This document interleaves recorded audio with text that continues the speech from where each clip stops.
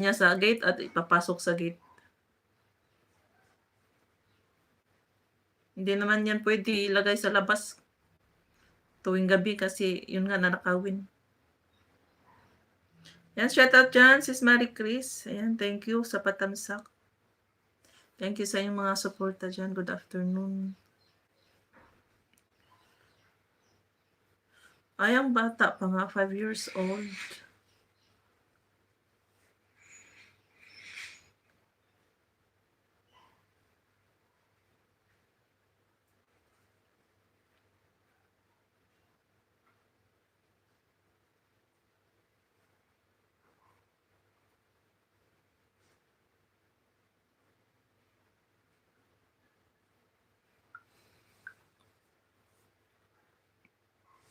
May kahoy nga na yan, pero hindi naman masyadong malapad. Yung tama-tama lang siya daanan. Kaso lang medyo masikip yung space kasi may hagdan papuntang rooftop. Doon kami nahirapan.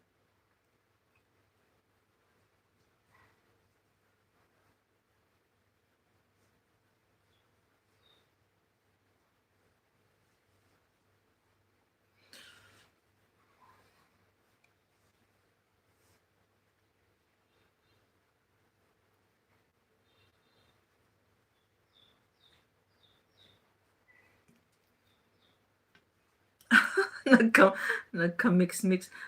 Yung ano, nabasa ko pala yung message sa group chat. Yung anak na nakipaghiwalay. May anak na 5 years old. So ngayon, binilhan na pala siya ng ticket. Kaso hindi siya makaalis-alis. Kasi yung asawa niya na lalaki nasa Italy daw. Pero may pinirmahan na siya na papel na hiwalayan. Bale yung lalaki na lang ang hindi pa nakapagpirma. So yung si Mrs. may pirma na. So ngayon pinabilhan na ng ticket pero hindi siya aalis, hindi pa siya makaalis-alis dahil sa bata. So meaning yung bata hindi niya pwede madala dito mag-stay. So, 'di ba?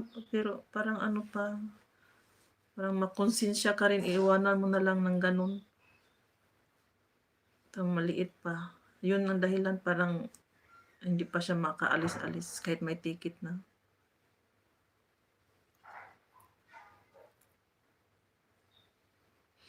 Yan, mega love shoutout dyan. Marico GRS, sabi ni Sis Marie Chris. Yan, Sis Tiffy. Mega love shoutout.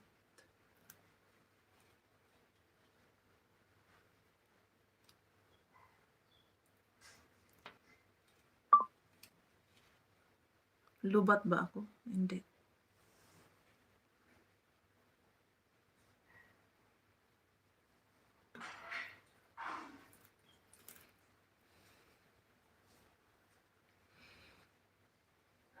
Ngayon, kung nagdadalawang isip siya na ituloy yung uwi niya dahil sa bata, so pwede naman niya kausapin ulit yung asawa niya.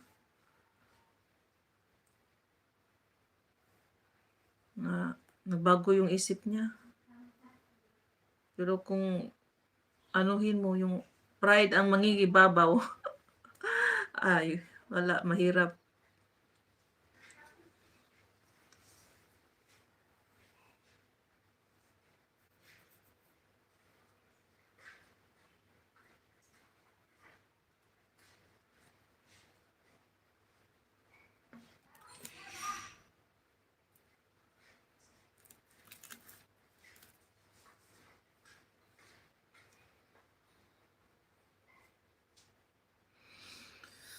Alright, 25 minutes more to go.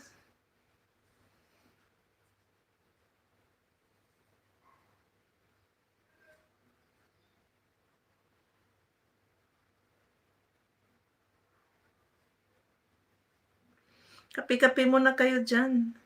Sa umagang kay lamig. Hindi na nag-snow dyan, Maricoy. Wala na, hindi na nag-snowfall.